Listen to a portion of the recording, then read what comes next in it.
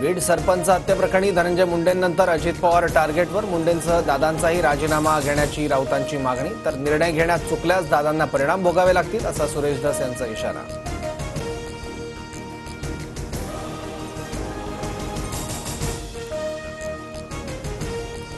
पुण्यातील राजगुरुनगर शहरात आज बंदची आग. 2 चिमुकलींवरील अत्याचार आणि हत्येच्या घटनेमुळे नागरिकांमध्ये संतापाची लाट. शहरातील सर्व व्यवहार आज बंद राहणार.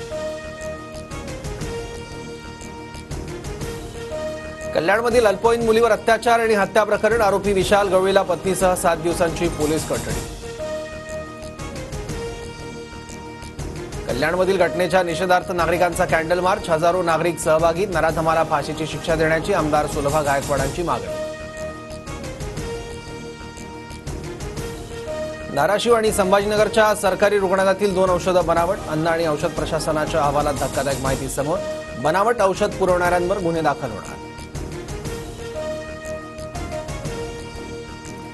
मुंबईत 31ला रात्री मध्य आणि पश्चिम रेल्वेकडून विशेष लोकल. नववर्षाच्या स्वागतासाठी मुंबईत येणाऱ्या पर्यटकांची गैरसोय टाळण्यासाठी निर्णय.